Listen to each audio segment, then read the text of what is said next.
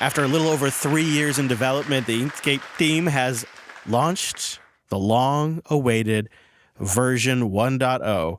And I think Cheesy Bacon over there would be the man to talk to about this. What do you think, Cheese, of their 1.0? Anything really jump out at you as like a great new feature? Or? Well, I mean, they have done a lot of work in 3 years, it seems. Better high DPI support. We all want that on our vector art applications. Filleting and chamfering corners. So if you, say, converted some text to a shape and you wanted to round corners or chamfer corners, you can easily do that now. It's got some new PNG export options. They've got this really cool split view of X-ray mode and your art mode. So you can basically split the screen to see where all of your lines intersect in a crazy busy piece of vector art. And then you can reveal your actual piece of art kind of at the same time. Just a bunch of really cool new features. Variable fonts have been included. There's some additional extensions that have been added in. Pro-level features that you would expect to see in an Adobe or Affinity application for sure. Yeah, pro for sure. It really does seem like it's truly a pro-level app. It's completely cross-platform. And speaking of extensions, Brent, I know you're excited to see this. Python 3 support now. How'd you know that was my favorite? Really?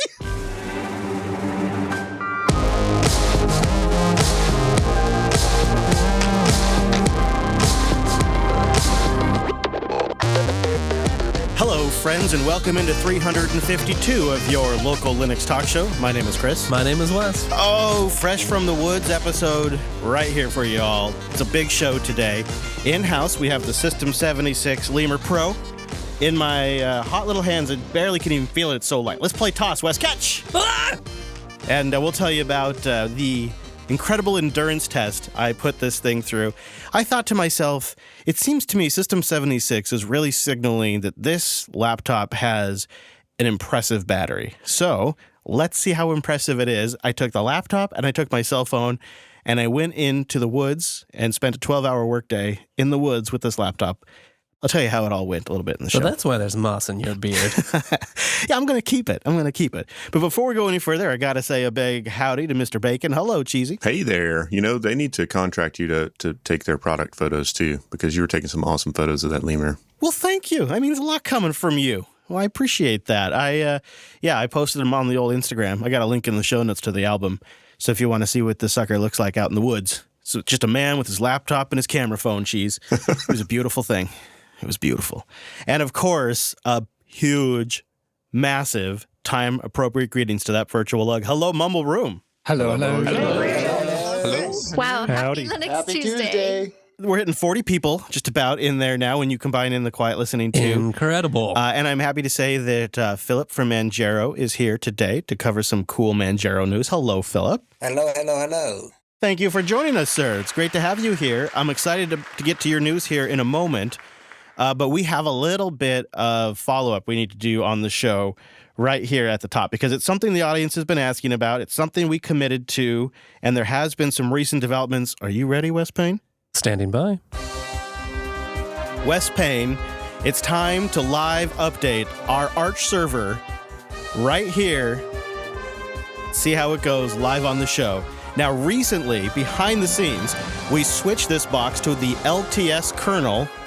It was left on the cutting room floor from a previous version of the show, but that recent change was made.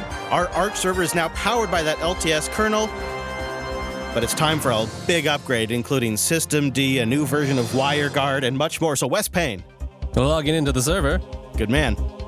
Now, this was our commitment a long time ago, and we decided to, for no good reason, build an Arch server and then have it run our critical infrastructure. We thought we'd let you know how it goes. Now, this is our minimum viable approach to Arch. Most of the applications are in containers, but one thing we didn't do originally, I think because of WireGuard potentially, is we didn't go with the LTS kernel. And why not just try full rolling? Yeah. We decided after not being able to boot one time that it'd probably be better to switch to LTS. We made that change. Yeah, I mean, we're really dependent on ZFS for the system, not to boot, but for all those containerized applications. And as great as the ZFS on Linux project is doing, the Arch kernel's just moving a little too fast sometimes. All right, so where are we at over there? It's updating. We've synchronized our package database, pulling down new packages. Snapper is taking a pre-snapshot. Really? We're that far into it already? And here's where it gets interesting. We do have a new point release of the LTS kernel, so DKMS is currently removing our old ZFS module. There's no going back now. Now, do you know what version of LTS kernel? Last time I checked, it was 5.4. Is that what we're sticking with? Yeah, let's see. It was 5.4.33.3. Yeah. And what do we got now? Scrolling. 5.4.35.1, maybe? 5.4.38. All right. And we also, along with this, are going to get a new version of ZFS and WireGuard and Systemd. All right. You want me to let you proceed with the reboot, and then we'll check back in? That sounds good. All right. Very good. All right, Wes, we'll be right back. Let's see how it goes. In the meantime, on the other end, from server to light and portable, Phillip and the team at Manjaro today announced a new partnership with Star Labs for 2 different super tiny portable machines, really lightweight laptops. And I also noted too that there's a 10% sale going on right now. The price is unbelievably low for both of them, Phillip. This seems like more, not even more choice, but like a more aggressive style of choice that the Manjaro project is pursuing in this partnership. Exactly, because we found a new partner, and it's Star Labs, and they produce their own laptops. So it's no Clevo branding, something like that. So since 2018, they came around and said, just doing rebrands, it doesn't work out. So we design it itself and push it out there. And we are happy to be part of that. Let's start with the details here. So we have 2 laptops, an 11-inch and a 13-inch. The 11-inch starts at 424 U.S. greenbacks, and the 13-inch starts at 749 U.S. greenbacks. It's an aluminum anodized chassis. The display is LED backlit on both of them using IPS technology. Both of them are 1080 displays. The 11-inch has a Pentium N2 4200, I think, which I think works out to be a 1.1 gigahertz quad core, where the 13-inch has a slightly more powerful, noticeably more powerful i7 in it that works out to be 1.8 gigahertz quad core. Both of them are coming with a pretty good amount of storage, 240 gigabytes, 8 gigabytes of RAM in these suckers, and Intel graphics 505 and 620 respectively, with USB-C connectivity and charging. Ooh, I love that. With all the typical like wireless things you would expect, Bluetooth, Wi-Fi, USB-C video out. 7 hours of battery life on the 11-inch and 7 hours of battery life on the 13-inch. The weight is super low, too. These things are 2.54 pounds and 2.65 pounds. Comes in the box with a USB-C power adapter as well. You know, I've been thinking about maybe building a new desktop, and having a light little to-go laptop to support that, these seem perfect for this. So what's the partnership look like here, Phillip? Did you guys work on having to customize the image for these laptops? Is it running stock Manjaro? What's that aspect of it like? Well, we partnered up, so we had a meeting with Sean from Star Labs, and they actually wrote us several times. We had the Station X in 2017, and Star Labs also wrote us, but we thought, hey, a new startup with no homepage is not a pretty deal. So we went for Station X back then, and they kept on writing. And now this year we said, okay, we have time for them, and started, did the meeting, and we connected right away. And 2 days later, we had the laptops worked on and optimized everything from Manjaro. And yesterday we did this little Star Wars teaser, May the Force be with you, and today we released the news to the world. Yeah, that was great. I didn't expect to see it so soon, but it's fantastic to see the news out already. My question for you is this. As a project, it seems like you guys are jumping at the opportunity to work with hardware vendors to offer Manjaro systems preloaded. Do you have a sense that is a high demand from your community? And also, like I note, the recent efforts around the Rock Pro 64 chip and how Manjaro has become just exceptionally easy to deploy on the Pine 64, Rock Pro 64. And that, again, is kind of partnering, in a sense, with a hardware vendor. Is this, do you think, an area of importance for the project? Well, Manjaro is a desktop Linux, and we try to get as much hardware out there. But when we choose a hardware, it has to be a partner who can ship worldwide, which Star Labs does. And they have also the possibilities to repair this stuff. So if you had a broken laptop from them, you can buy parts from them. So repairing is a huge demand from our end. And yes, they're a cool bunch of guys, and happy to work with them. Well, that's great. I mean, that's really nice to hear that it's been an easy partnership there. Do you have one of these guys kicking around yet? Yes, we got 2 devices from the 11-inch, the 13-inch we might get as well, and there is a new plan for a 15.6-inch laptop, which is not yet finalized, but we will get redesigns of everything, and the community and the Star Labs community decided to have a little bit hardware upgrade and such, but this will come maybe late summer to winter, so to the seasons, and we might have even more laptops to go with them. I'm curious to know what your first impressions are and if you prefer the 11 or 13-inch. I fell in love with the 11-inch because it's fanless and long-lasting, and it comes in a little box. We have a sleeve, we have a skin protection, so they've designed everything from the chassis to the internals, and the power supply is also designed by them, and it comes with the small little changes, so you can plug it out for each system, if it's UK, if it's European, or is it the States. You have the little small adapters with you. You simply plug them out and plug them in and go with it independently. And it's USB-C charging in both ends. You can even charge your laptop. So one connection to rule them all. I really love that it's fanless. That's exciting. And, you know, like you were saying, Wes, you have a desktop system and then you take this 11-inch with you. It is, at this price point, cheaper than an iPad with a keyboard. Wow. And it runs Linux, and it runs Manjaro Linux, so you have the entire Pac-Man software library repository available. That'll be really easy to get my WireGuard VPN up back home. Perfect. Yeah, I mean, seriously, if you know people out there that are looking at like the iPad, especially if you get the iPad with that new Magic Keyboard, that keyboard alone is $300. So it's almost the entire price of the 11. Get one of these. You get a couple of them. Wow, Phillip. Well, this is awesome. So are they available now? Are they shipping soon? Yeah, you can order them, of course. And if you have to update your firmware, it's done within Manjaro, so you don't have to even reboot. Simply get the firmwares automatically with GNOME firmware software. And if you want, you can deactivate wireless and webcam, of course. That's great. This sounds like a great machine, and that 13-inch looks pretty nice too, especially if you need a little bit larger working space and you want that i7 processor. Very cool. I'll be keeping an eye out. I would like to see if anybody ends up with one of these. Please write into the show. I'd like to hear your thoughts. linuxunplugged.com/contact. I think it's going to be a pretty good year for Linux users that are looking at hardware right now. I mean, just Manjaro alone, Phillip, has several options now. And it sounds like more down the road. Exactly. Yeah, I think it might be one of those, it's a slow burn right now, but in a year or two, we're going to look back and it'll be a wildly different landscape with a ton of options compared to before, where you just had to, buy some off-the-shelf Windows machine and hope for the best. It's true. All right, Mr. Payne, well, you're not off the hook. How we doing over there? Did the system come back online? Not yet. Really? Not yet. How long ago did it reboot? Well, just a minute or two, and it does take quite some time to post, as we well know. I could make a run to the server room. Oh, nope, here we go. Packet loss is going down. I don't have to get up. That's always right at the moment. That's how long, that's exactly what happens every time. Said it. Yeah, it's almost like how you got to get up to go to the bathroom for your food to get delivered when we used to go to restaurants. That's how that server is when it comes to boot time. I was just going to float this out there. Here's a crazy idea.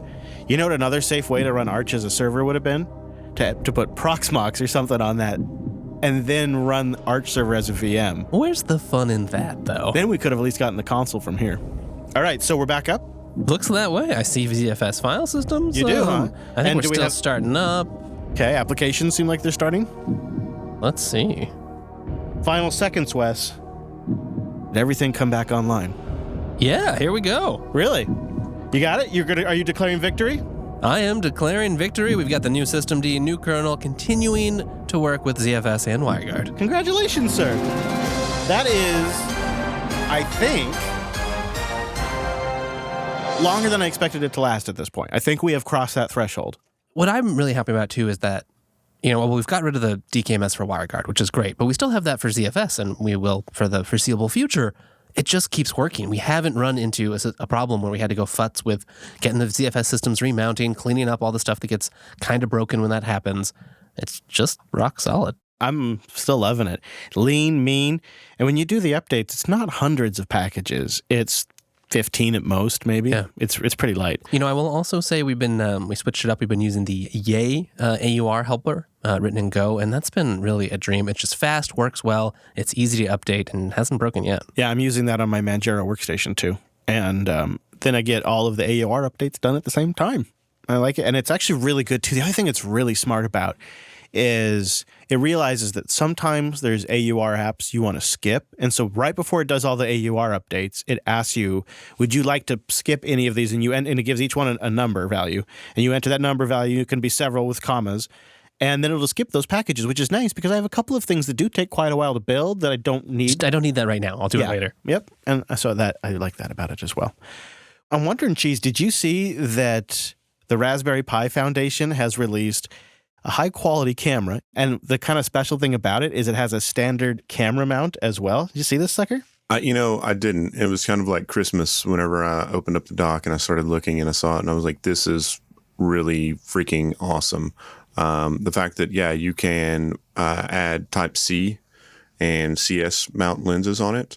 It's 12.3 megapixel Sony sensor, which is half that of my mirrorless Sony camera, which is a 24 megapixel sensor. So I would imagine, this would make for a great project where you're wanting to hook the Pi up, to a camera for, I don't know, a security system or something like that. That's what I was thinking. And you can also output RAW, which is great. But I think it might be a little bit much for like the Pi Zero. So you may have to use something like Pi 3, Pi 4 with a little more horsepower to get full resolution out of the camera. Yeah, I think so. But it's such a cool looking little device, man. Brent, I found out about this because I was scrolling through Twitter and I started seeing these cool pictures of a farm. And then I clicked on the thread and realized that they had several tripods set up where they had this with a big lens mounted on a tripod, and then the tripod next to it, they had essentially a Raspberry Pi in an enclosure with a screen and a keyboard, and they were taking pictures kind of using like a desktop UI on the computer.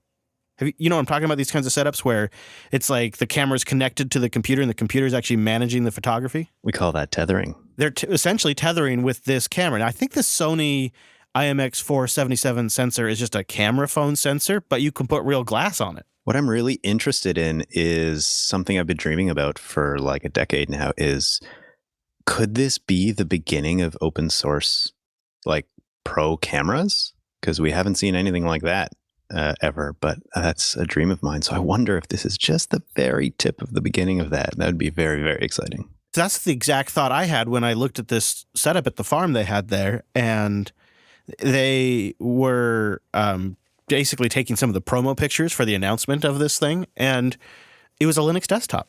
That's wild. And it was great. I'm like, wow. And I thought, as crazy and hokey as this looks to have cables running between these two things and all of that, it's not beyond what a professional would do anyways. No, I know a bunch of people who they're tethering 100% of the time just because of what the computer can offer above and beyond, a camera device. So it's not unheard of by any means. It's very exciting. Especially in a static setup at a studio environment where you're taking portraits of people and whatnot. I could see that'd be really, really useful. And it's a reasonable price. It's $50. Wow. Oh, yeah. The price is pretty good. It's $50. But beyond that, I was thinking too, recently I was looking at a lot to park the RV. Didn't work out. But my thoughts were, wouldn't it be great to have something like this mounted on a shed that had decent optics and, a couple spots, and it'd be some low cost, build it yourself security cameras. I was thinking that too. Or maybe even if you got like a solar power setup. You ever seen those wildlife cameras they drop out in the woods? Do that with a Pi. Absolutely. You could pretty easily get a USB-C battery on a Raspberry Pi 4 that gets charged by a solar panel. And, as long as it could keep it running overnight, probably good. Yeah. Really neat to see him doing this. Yeah. And the price is right. $50. Can't really go wrong with that. So, I might end up doing this with one of my Pis. I've been waiting to do the camera thing because the camera was so low quality.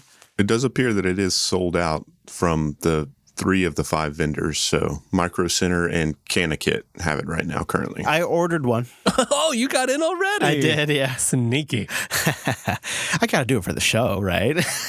That's always like one of those where I'm like, am I am I tricking myself into buying this? Or am I actually going to... Yes, I'll review it. Yes, I really will review this on the show. That really will happen. Very neat to see that, though. So we'll have a link to that. And so when they do get back in stock, if you want one. Maybe we can get like a live stream shot set up with it. I don't think it comes with the glass. So remember, you do need a lens. But wouldn't that be cool? Or like if we did like a barbecue cam with a Raspberry Pi? Because I have Canon lenses that would work with it, I believe. So I already got the glass. Not a lot, but I got some of it. So maybe we'll give it a go. Hey, Wes, what do you say we do a little housekeeping?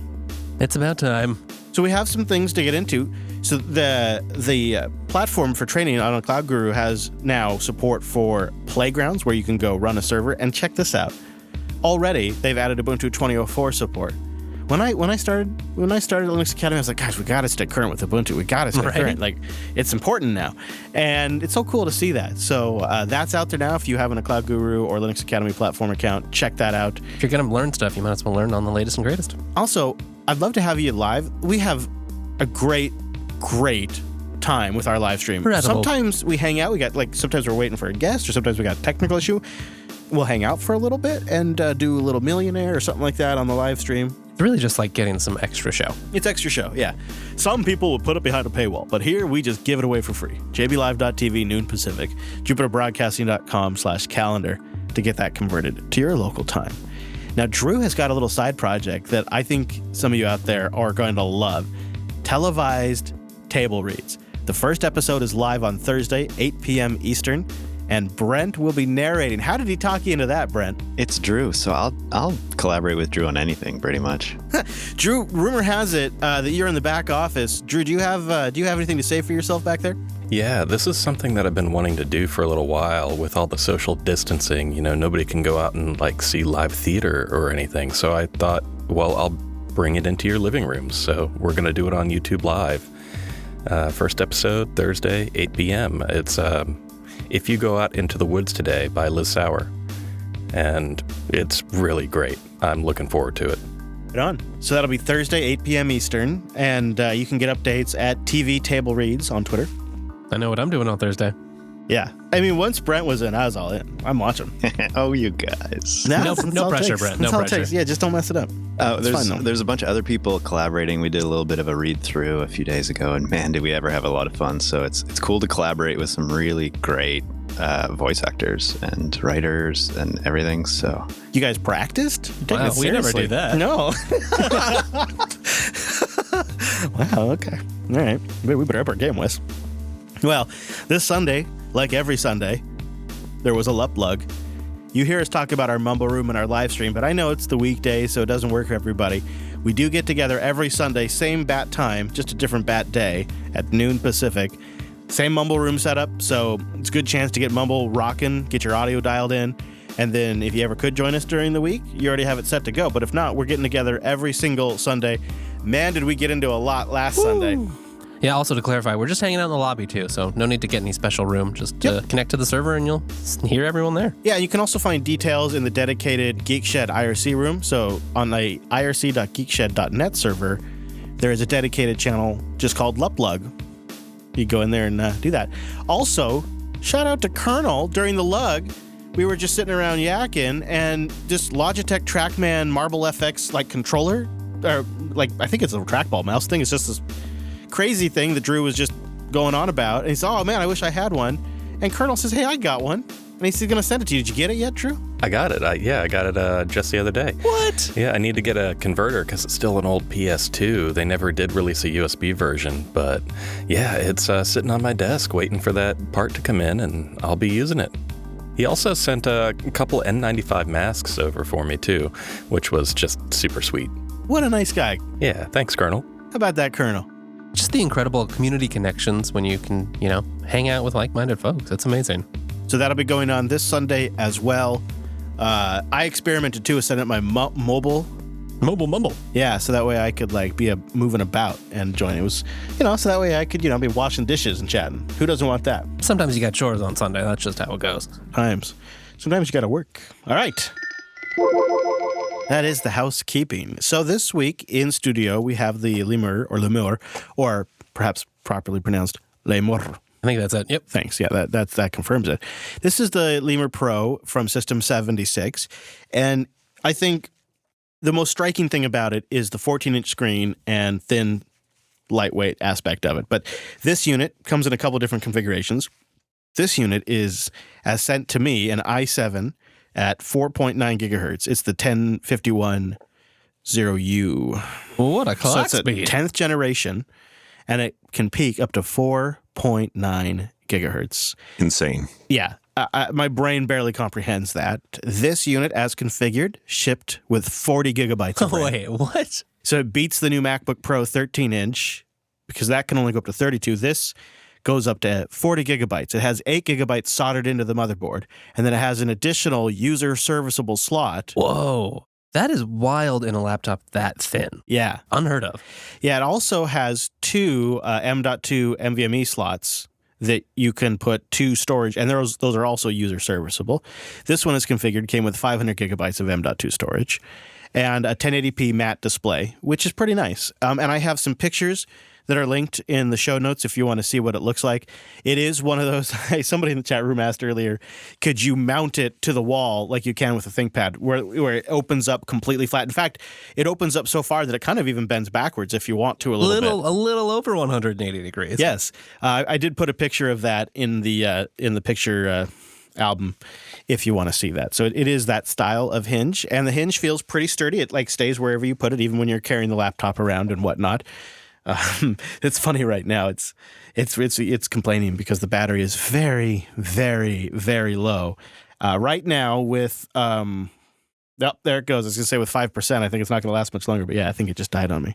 But that's fair. We'll get into why that's fair. As it absolutely should be dying on me right now because I have been punishing this battery. So I'll tell you about that. But I want to give you a little first impression information. Oh, you want to give us some juice? Yeah, sure. Yeah, why not? You can absolutely USB-C charge that thing. Gosh, I love that. It has both the barrel charger and a USB-C charger.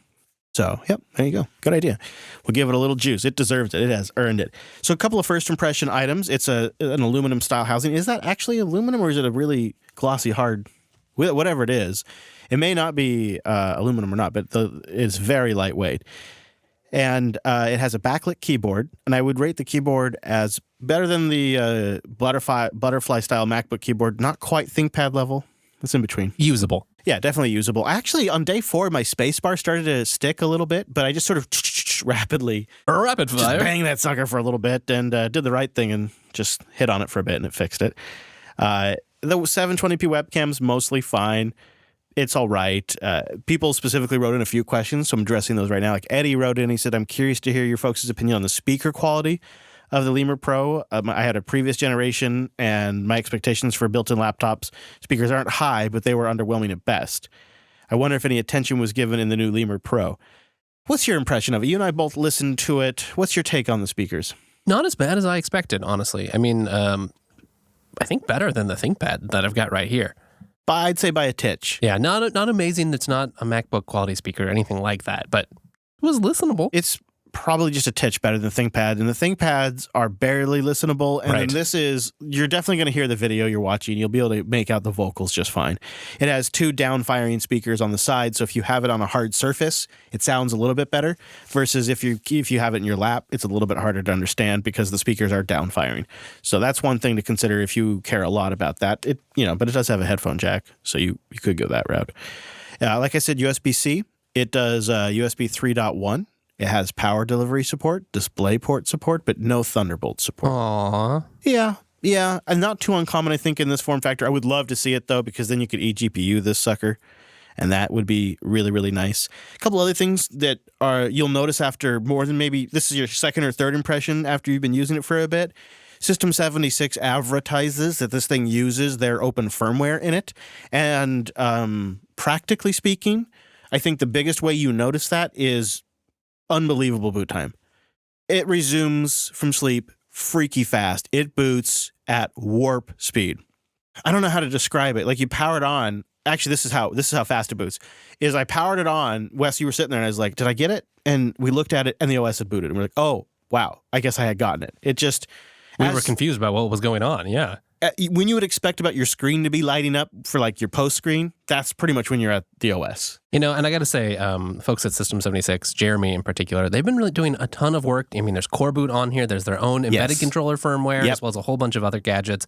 And I think that's partly why it's just such a nice, slick experience. Right. So that kind of comes into play when you're doing like the OS selection screen. And that is very simple and clean and easy to read. And then when you're doing the firmware updates, the screen that it goes to is also very easy to read, well designed, clean. And all of that is nice and smooth. So no complaints at all in that regard. And then the embedded controller firmware itself is GPL3 licensed. And what's so great about this is you combine that with the fact that this thing is 2.2 pounds. So it's the lightest weight in its class. So walking long distance carrying this thing is just no issue at all. You barely feel it in your bag. And you combine that with the super fast on aspect of it, it pretty much checks all the box that like a tablet would check too, because it's fast on, it's lightweight, it has a good keyboard.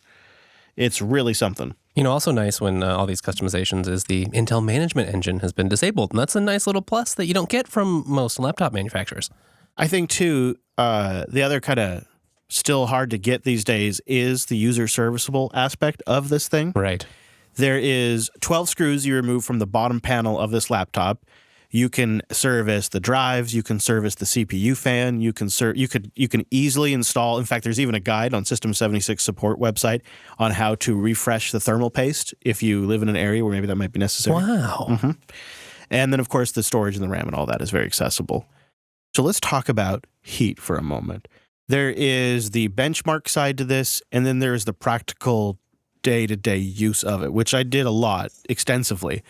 I did want to throw this sucker at some serious benchmarks, and luckily, just a couple of months ago, we had the most recent XPS 13 in-house. Right. And we benchmarked that, and we had all of that on file still. So I was able to take the Lemur Pro up against the XPS 13 and see how they perform. Now, there was a bit of a lead that the XPS here had because that XPS had 6 CPU cores, where this Lemur has 4 physical cores, 8 threads versus 12 threads. So there's that aspect of it. In these benchmarks, which are primarily focused around software compilation, whenever you're using something multi-core, this thing can really, really, really haul. However, when you're using something that seems to peg a single core and peg it as hard as possible, it does tend to tap out at around 2.8 gigahertz after about 15 minutes of full-fledged, complete hard-out running. You're getting the temperatures up into the 170-degree range. At that point, the Lemur Pro doesn't seem to really bring the clock above 2.8 gigahertz. So you're not reaching that 4.9 under extreme thermal load. However, if your workload is bursty, or even like bursty for a couple of minutes and then drops back down, you will reach that 4 gigahertz level very frequently and sometimes beyond. But you will touch 4 gigahertz quite often if you keep the thermals below like 165 degrees Fahrenheit. I think the highest I saw it going during the benchmarks was 185 degrees Fahrenheit. At that point, the fans are not actually all that bad. I do have a take here. Keep in mind, this is actually on my phone because this is while I was at home. The phone is sitting on top of the laptop keyboard. So this is not at full out, but I explained the situation and you get an idea of the noise level. Okay, welcome to the punishment zone. The microphone is right up against the laptop, and what you are hearing is the laptop under fairly significant actual day-to-day load. Currently, the CPU is clocking in at 166 degrees Fahrenheit. I did max out at 185 degrees Fahrenheit temporarily. What I'm doing now is I still have OBS going, but now I'm actually doing the screen cap for my coworker, so I also have them on a video call. I'm capturing my camera, and I'm capturing a terminal window with a video loop playing behind it, a 4K video loop, I might add, and it's a 1080p canvas. I'm sending that to my coworker, and I'm also monitoring that video in my own VLC window. So there's a lot happening while the video conference is going, while OBS is recording all of this to disk as a X264 file. So what I'm witnessing here, and this bears out in the benchmarks too, is the laptop really walks the line between fan noise and thermal throttling. So it will gently thermal throttle constantly around this range to keep the CPUs around this temperature. I can push it and it will let me go further, but if possible, the laptop, the firmware, and the CPU all working together, try to keep the thermals and the fan noise around here.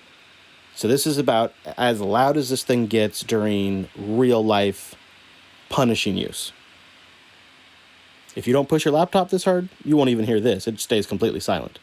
So that was my using it impressions of it, and I thought that was extremely reasonable because I like I said, it's on the keyboard. So when you remove your head further up, it's even quieter.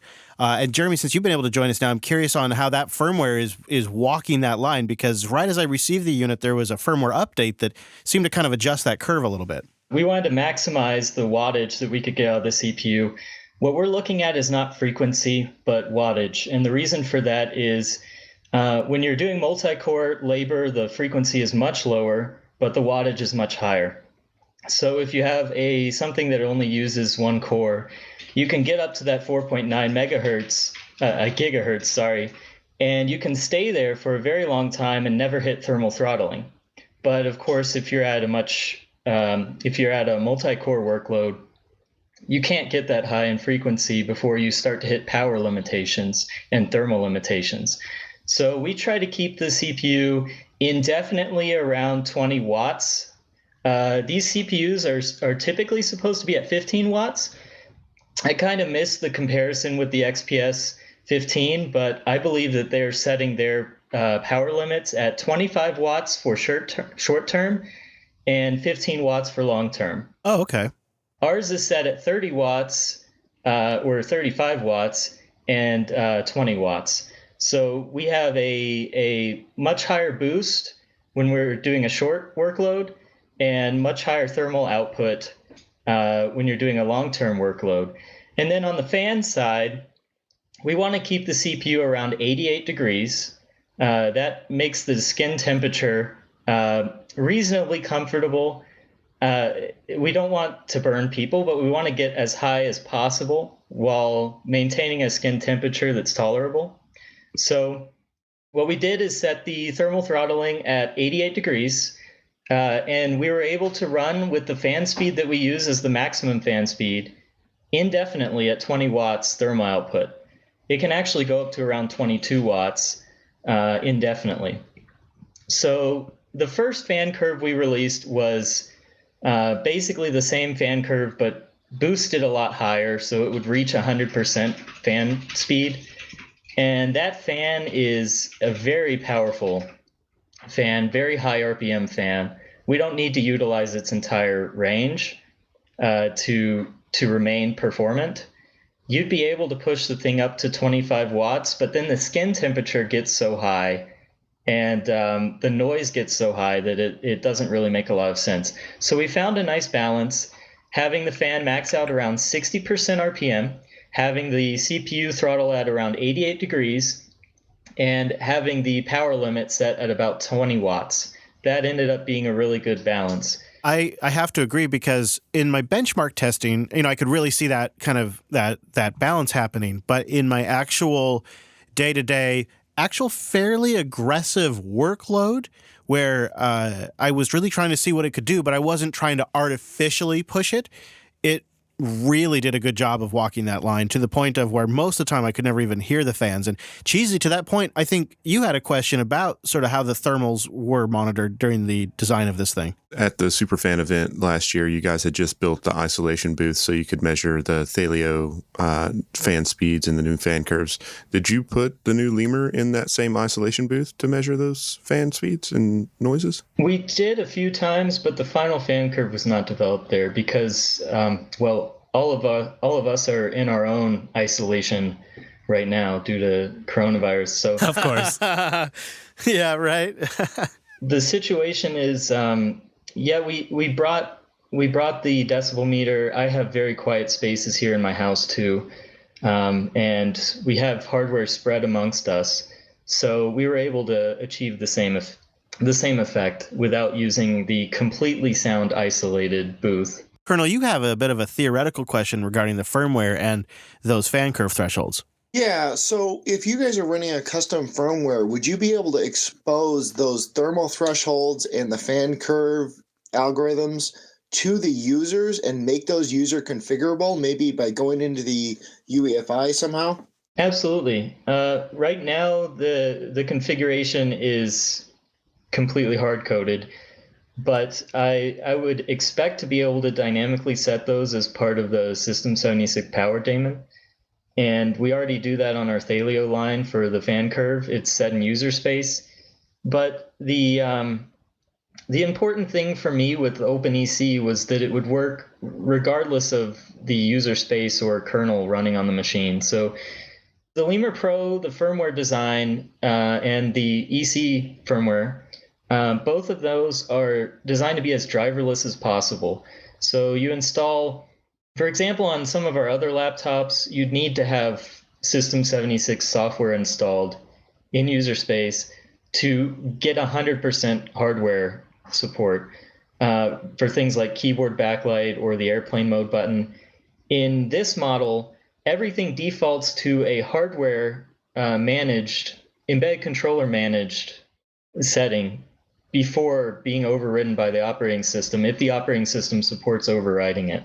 That makes sense, and that sounds like a pretty safe way to handle it. I mean, real nice too if you're going to do some distro hopping and don't quite know how to set everything up right. Yeah, that's true too. Or if you want to go to Windows, you don't have to get any drivers to install Windows.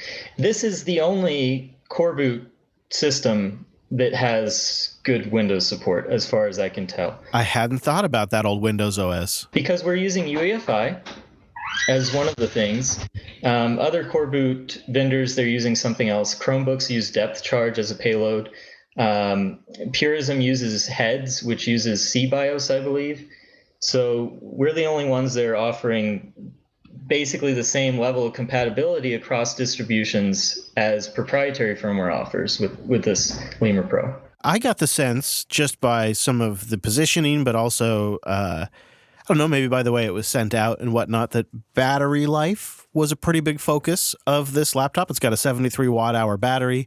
But the focus really is on how long that 73 watt hours lasts, it seems. I would, of course, want a bigger battery no matter what. I know some 15-inch laptops are able to fit a 99.9 watt hour battery in there. I would love to do a 15-inch after this as a 99.9 watt hour battery. Yeah. But there are some important things, especially with 20.04, that increase the battery life significantly. You've got much better CPU frequency management with the 5.4 kernel. And you may notice that if you move between 1910 and 2004, or move between any older distribution with an older kernel than 5.4, you'll get much longer battery life on the 5.4 kernel. Also, we've done optimizations on the embedded controller side to improve power usage, just at a platform level. Well, it really all kind of comes together. You know, how often do you get a machine like this, just to try out? I mean, I have to send it back, but like, it's a great opportunity. So I thought, well, let's really see what I can do with this. Kind of a shaggy dog story here, but I'm a member of this program called Harvest Host, where you can take your RV and you can stay on land at wineries and breweries and golf courses and farms. And we found this local farm in the foothills of the North Cascades of Washington, and it's got 580 acres of forest. Ooh, beautiful. So we took the RV out there, but there's no electricity, there's no hookups, it's all off grid. There is cellular signal, but it was a no power situation. Every watt counts, and I had the Lemur with me as my weapon of choice because I needed to just get as much battery power as possible. And they have built like these log seats and workspaces, so I grabbed the Lemur and I headed out into the forest for an entire workday with just my phone and the laptop. I'm not kidding you.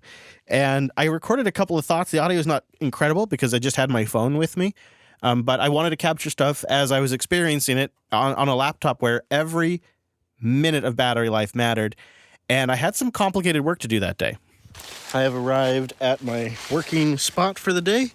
I think this is probably about as far away as I could get from Lady Jupes and still have decent Wi-Fi performance. So I'm 100% battery right now. I kept it charged all night. And we'll kick off the Electron apps. The infamous Electron apps, and see how they do on the old battery life. I realized I sort of scheduled my day around meals. You probably knew that about me already. Yeah. But as I recorded this, I started just after I ate breakfast, and then lunchtime, it was, time for a break and time to get down to some more complicated tasks. Well, I have to say, I'm impressed. It's midday right now, just after lunch, and I left the screen on over lunch at my outdoor workspace. I'm perched on a log, and I thought, I need to do a screen cap. So I'll set up OBS and then go have a sandwich and come back. And I have the webcam going with screen cap of my terminal and a background video looping. And the CPU right now is at 135 degrees Fahrenheit, which is not bad. I've seen it get a lot higher than that. And I literally have my recorder right next to the laptop. It's closer to the laptop than it is my face, and it's totally silent. I thought I'd come back and hear these fans just blasting on this thing. But what's also really impressive is the battery life is at 64%. It's estimating 3 hours and 59 minutes left. I also figured that OBS, now it wasn't recording, but it was just sitting there capturing nothing, burning CPU and GPU cycles, but no, seems quite fine. In fact, OBS is only using 10% of the CPU, so I am very impressed with the battery life. This is what I would expect from, I'm not even joking, maybe an ARM Chromebook, but this is a full-fledged Linux box with OBS. So I just was sitting out here and like, I need to do something for a coworker. Let me do a screen cap. At first, when I started setting up, I thought, well, I'll probably get a few hours, especially once I start launching OBS, because I hadn't even installed it yet, so I had to download the packages. But then once I got the packages installed, I'm like, well, I could tether from my phone. So I moved a little bit further away each time. And I kind of felt like towards the end of it, like I was challenging myself to drain it down, because the little estimator changes sort of in real time, depending on what your workload is. So I ran net data in the background to kind of capture the battery life on a longer term graph. Nice. And there, one of the things I noticed is that it has a very predictable discharge rate. Like, it seems very consistent. Like, you could really kind of rely on it, kind of consistency. And so then I felt safe. I mean, I know that sounds silly, but I felt safe to I grabbed the laptop and I just carried it. I didn't have a bag with me at the time because it's super light. And I went on for a mile hike with the laptop and set up and kept working. It did it. It made it 3 meals. It's just about dinner time. It's just after 6 p.m. And I walked down to the river because I thought I'd finish off my day, which is about a 10-minute walk from the campground. And that was my moment of confidence when I realized I could walk 10 minutes away and I'll be fine. And sure enough, 30% left now, with an average CPU load for the last hour, around 20%, thank you, Chrome. And it says I have 2 hours and 9 minutes left with 30% power. So when I've looked at the different aspects of this laptop, the battery definitely is one of the standout top performing features. I seem to recall many System 76 reviews where we said, it's a great laptop if it could just have a little more battery life. Well, I think they took all the times we asked for that and they put it all into this one laptop. It's truly exceptional here. I don't need to keep working, but I absolutely could. And what's impressive about this is certainly there were times where it was a light load, it was email and chat, but there were also times where it was pretty consistent OBS screen capture and recording and a video chat. And I also recorded an episode of the Self-Hosted podcast, which includes not only a VoIP session, but also recording a local FLAC file for over an hour. And just wrapped up a bit ago, and I still have, according to this, over 2 hours of battery life. I really couldn't ask for any more. Also, I should mention, I've had the screen cranked to 100%, because outside it's a matte display, so it works, but it needs a little extra support, so I cranked it. I cranked the speakers, and I cranked the screen brightness, and it's been like that all day long. Okay, System 76. All right, you made your point. We get it. I eventually turned it down to 75% and then closed up, brought it back, didn't charge it, brought it to the studio this morning, came back out of the woods literally this morning for the show, and got here, and it still had 14% battery life. Wow. And then it just died just a few minutes ago. It was an on and off bursty workload. I was able to carry that thing all day round. All day. I looked at my watch. I walked a total of 1.8 miles that day around the little trails and stuff like that, carrying the laptop the entire time. Very lightweight. So when you combine that battery life, which is just outrageous, it really is great in 2004. I didn't really spend a lot of time with Pop! OS 1910. I mostly Just wanted to hop on the new. Yeah. I asked them for access to the beta a little early so I could play with it. But it really seems like it's System 76 laptops at their best with this. There's been some genuine engineering to make it a pleasant experience, combined with the basic ODM hardware platform getting really, really good. The all-day battery life gives you tablet-like confidence, and the crazy lightweight means you could carry it around the forest if you want. I mean, and the USB-C charging is really nice for flexibility because I do have a DC bank of batteries that I could charge from USB-C off of. Right. So that's nice for me as somebody who's charging off of a DC source to a DC laptop. I just keep it all DC. You've still got the powerful CPUs and as much RAM as you could possibly ever need, so you could really get some serious work done wherever you might be. If your workload depends on really pushing the CPU as far as it can, and you're buying this because you consistently want 4.9 gigahertz, that's not going to happen. But that's also not a realistic workload. You can play it out in the benchmarks, and I did that. I'll link it in the show notes if you want to see the comparison. But in my book, that's sort of a phony test because get a server for that. What are you doing? Well, I did that test, and I did 3 hours of that benchmark test on battery just to see what the difference would be. I did one all plugged in, one on battery, and after 3 hours of the laptop going full tilt, GPU, CPUs, cores all going crazy, with the screen at set 100% brightness on, it still had 24% battery after 3 hours of that. Wow. So when I saw that, and I thought to myself, well, if I'm doing like a workload that's mostly web browser, Electron apps, a little OBS, maybe compile a kernel here or there. I didn't do any of that on this particular workday in the forest, but I thought I had a shot at it.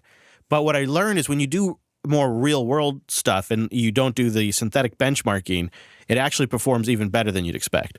And that's so I give you, Jeremy, I give you some credit for that in the team there because I think you guys really figured out that real world balance in a way that is not necessarily benchmarkable, but when you use it, you definitely notice it. Jeremy, do you have any insights to share on the keyboard? I felt like it was a pretty good keyboard. It wasn't like my favorite keyboard I'd ever used, but I had no issues typing on it all day long. When we get to doing our own chassis, I think we definitely want to have the replaceable keyboard there. With it being, so the depth is decreased a little bit from the Galago keyboard. I think my favorite keyboard is the Oryx keyboard. We're looking into designing desktop keyboards, and that actually part of that goes into designing laptop keyboards and designing the laptop chassis, looking into some innovative ways to do layout and do reprogrammability.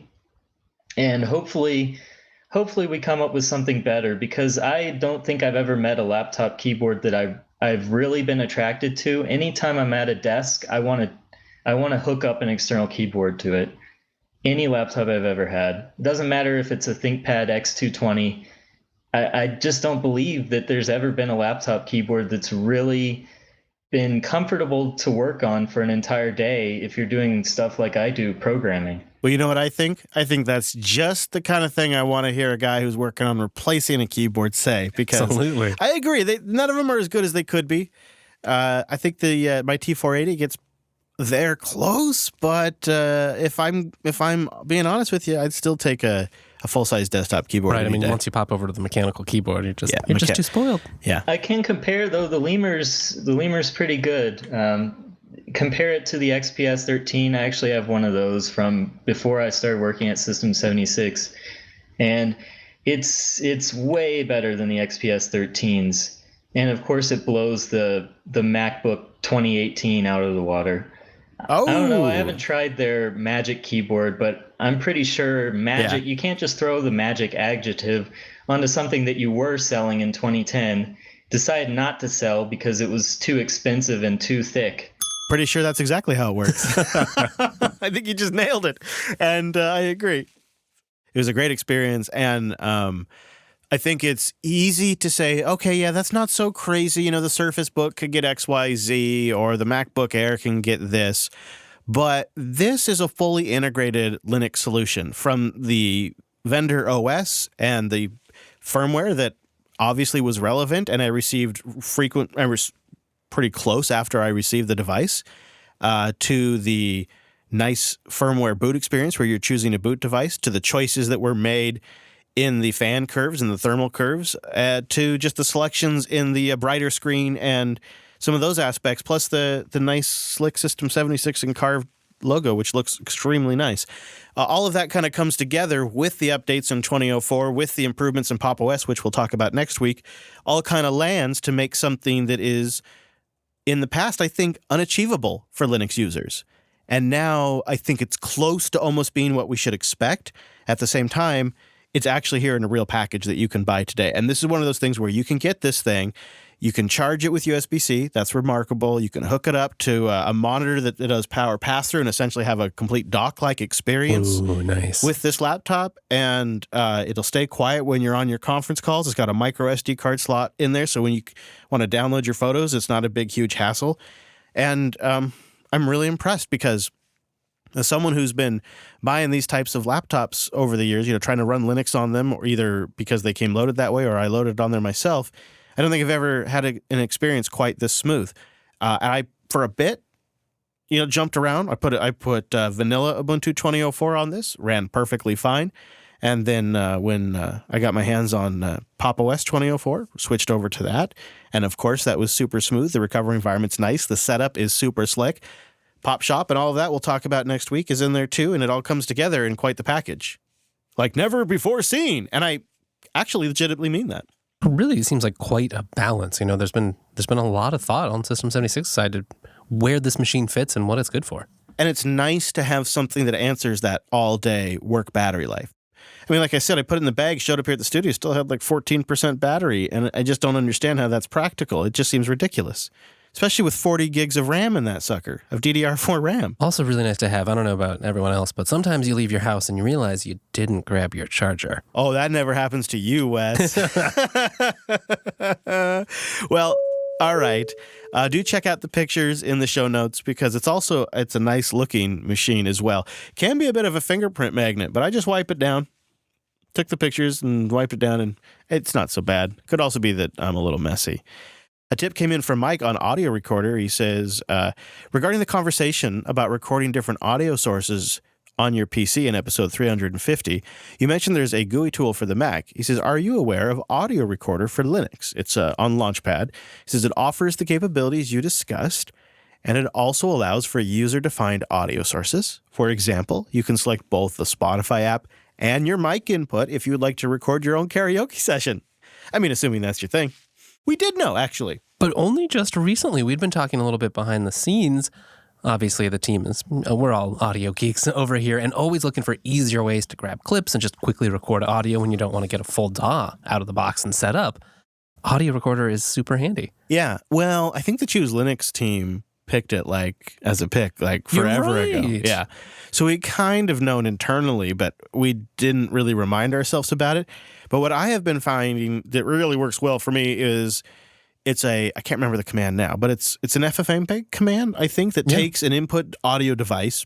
Yeah, you can just choose the pulse device. Mm-hmm, and then you just tell it to encode to FLAC or whatever you want, and it's a single command line, and I like that just because it's super fast, and thankfully on that system, my audio devices don't change numbers, so it's always audio device 2. I think audio device 1 is the HDMI output on my video card. Of course it is. And then audio device 2 is the actual audio device I want, so I just put that into FFmpeg, and it's just right there on the command line. We might have put that in episode 350. I'll double check. Yeah, so that could be in there. That's worth checking out. And then another email comes in. It says, I'm not sure if you guys have all covered it yet, if y'all have covered it yet, but I saw that Tailscale, and thought you would be interested in hearing that they have hosted WireGuard as a service. It's written in Go, as an open source backend, and it's made by a group of ex-Googlers. Do let us know how that goes, because I would be interested in how these hosted WireGuard services go. I have expected that once it hits mainline kernels, you'd start to see them crop up. Thank you, Jason. Well, we'll have another batch next week. We're going to try to get to the feedback. We've been meaning to do it for a couple of weeks. So if you've got one you'd like to sneak in the show and get in front of us so we can hook our peepers on it, go to linuxunplugged.com/contact and drop it over there. There's a form there. You fill it out, and then robots package it up and deliver it to Wes Payne, who takes a very discerning look at our feedback. Service you provide, Wes. Sometimes I'll even email you back. Yeah, I saw you were sneaking off a few emails before the show started. I knew that meant you were confident in the Arch upgrade, that you weren't like pre-staging. Yeah, of course. All right, well, If you'd like to get that feedback in, like I said, linuxunplugged.com/contact. While you're over there, please subscribe. Just get the show automatically every single week. You'll also find links to guest information or links to things that we particularly covered in this particular perfect podcast. Got it. At linuxunplugged.com/352. I was going for the triple P there. Pretty proud of that. Thanks to Phillip for joining us. Thank you, Wes. Check out Wes at techsnap.systems. He's always rocking it over there. Thanks to Mr. Cheesy Bacon, Drew in the back office, and of course, our entire Mumble Room. The show is at Linux Unplugged on the Twitter. I'm at Chris LS, and we'll see you next Tuesday.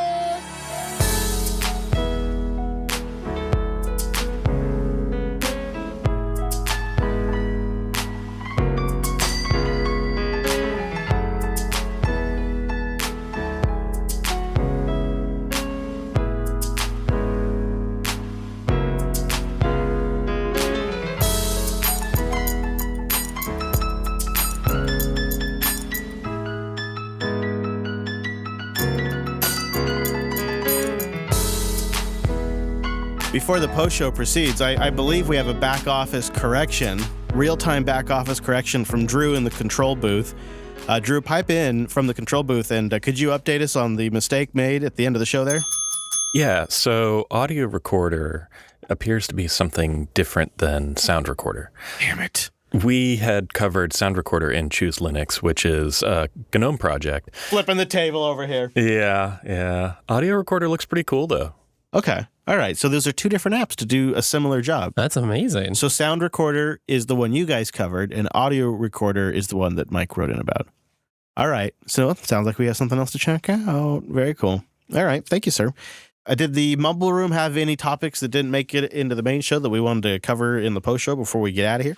Can I talk about my GNOME frustrations? Yeah, I want to hear about a GNOME frustration. I got GNOME frustrations. Got this brand new video card, 5700 XT. Should be able to work no problem because it's AMD. Until GNOME 336 comes out. What I'm dealing with is that if I'm using GNOME 336 on any distribution besides Fedora, my system has this issue with intermittent freezing.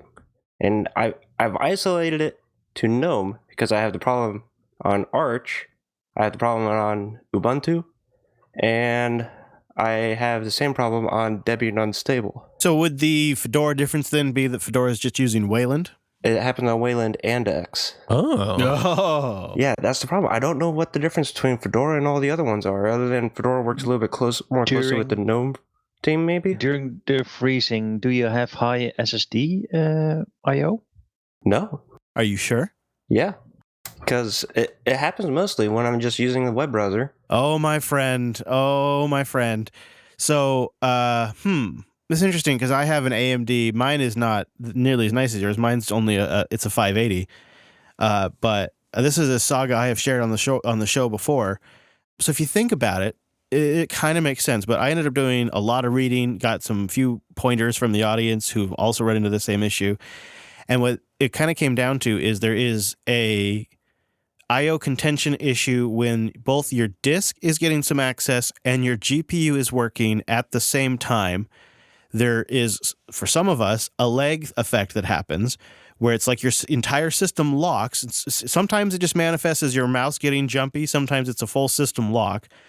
And if you're using a browser like Firefox or Chrome, they're rendering on the GPU, and then they're writing the cache to your disk. And it seems to be, as pathetic as this sounds, because mind you, I'm doing this on a system with multiple NVMe drives and SSDs.